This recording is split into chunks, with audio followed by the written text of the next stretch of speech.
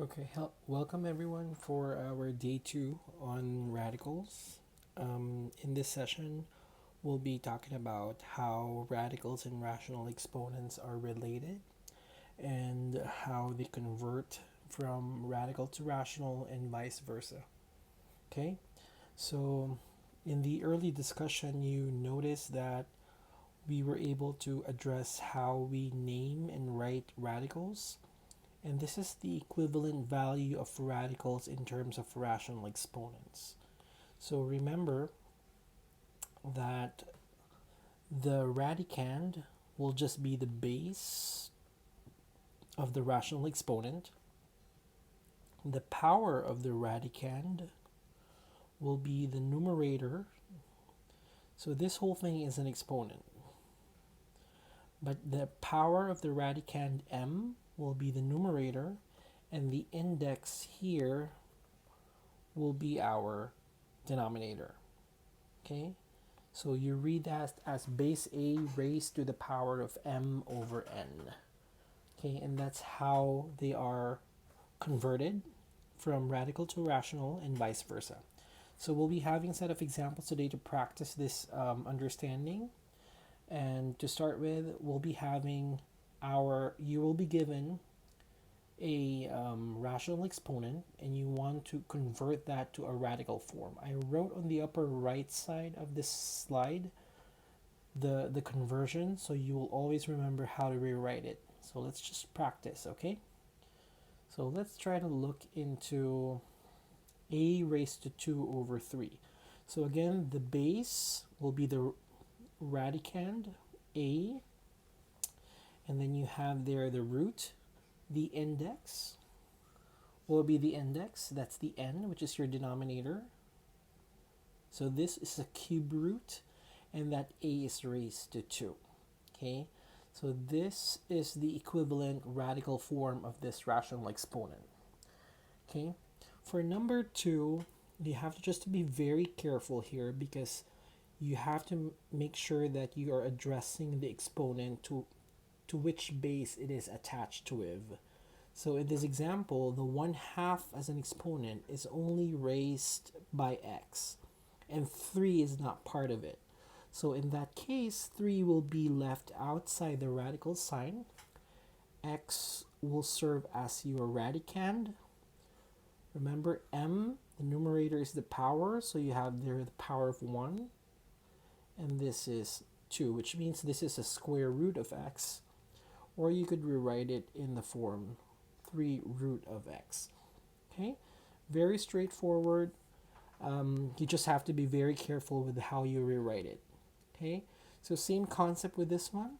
If this is parenthesized, for example, number 3, then the 2x is the one being raised by 1/5. So again, 4 will be left outside the radical sign. You have 2x as your radicand. Okay, notice the power of 2x will just be 1, and then this would be a 5th root. Okay, so another way to rewrite that would be 4/5 root. Since it's just raised to 1, you can just leave 2x as 2x. Okay, so again, this example for the first concept is how to convert rational exponents to radical form. Okay, now we're doing the vice versa from the previous example. This time you're given a radical, you want to convert it to a rational exponent. Okay, so let's start.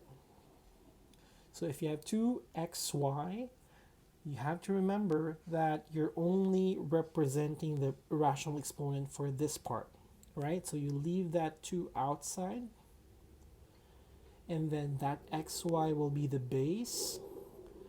The power, there's no power for that. That means the numerator is just 1. And then since the index is 2, automatically this is be over 2. Okay, and I think this would be your final answer. Okay, now if you look at this example, it's just the same thing. The radicand will be the base of your rational exponent. K there will be the numerator over 3. Okay, And for this example, number 3, you have fourth root of 2m quantity raised to 2. Now this is kind of tricky because this one can be converted by itself, but that would be raised to 2. So let's just focus on this part first. So if I would be rewriting this, notice that the power of this is 1 because 2 is outside the parentheses, right?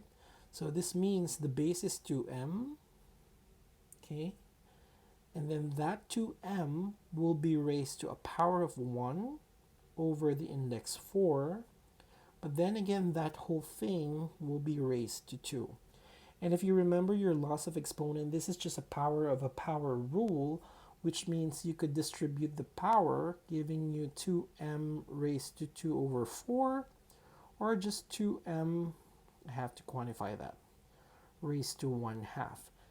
Right? So this will be your simplest form because you want your answer in rational exponent. Okay? So again, the second example is the vice versa. You want the radical to be in rational exponent form. Okay? Okay, the last example we have here would be, I would be giving you a radical.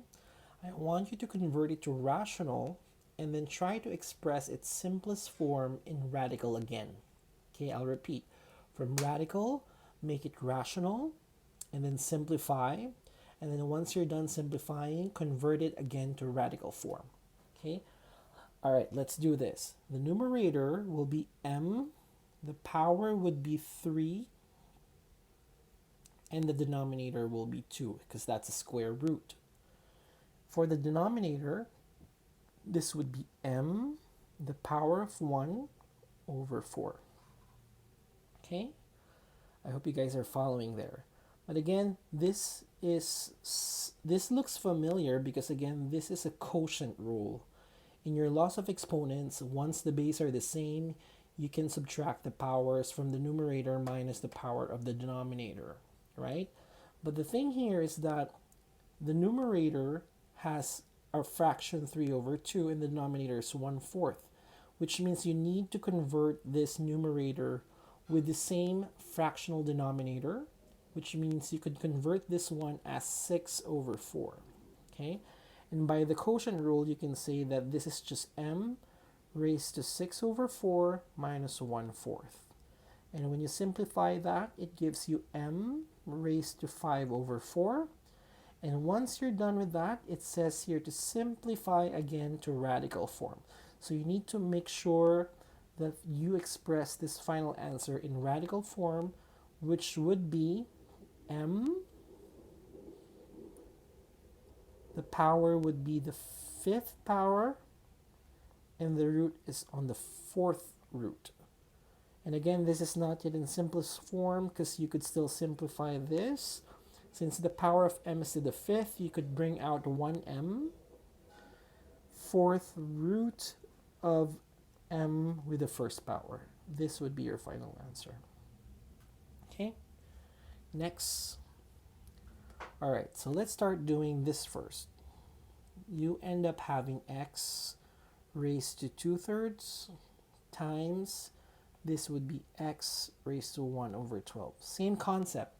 This is by product rule, right? In your loss of exponent, you can put together x, but you have to make sure that this 2/3 can be added by 1 over 12, which means you could rewrite 2 over 3 as 8 over 12 by simply multiplying 4 each of the numerator and denominator plus 1 over 12, which gives you x raised to 9 over 12. And once you're done with that, you could rewrite that again in radical form, which gives you x as your radicand raised to 9 given a 12th root. Okay, this will be your final answer. Okay, now in this case, you could simplify this as r raised to 3/2 over r raised to 1/2. And again, by quotient rule, this could be r raised to 3 over 2 minus 1/2. And you end up having r raised to 2 over 2, or just simply r. Okay, But again, if you look at this closely, remember your apple to apple, banana to banana. These are both bananas, so you could cancel that, giving you square root of r squared will just be the same as this one, right? But since we're requiring to convert it, you have to go to this process.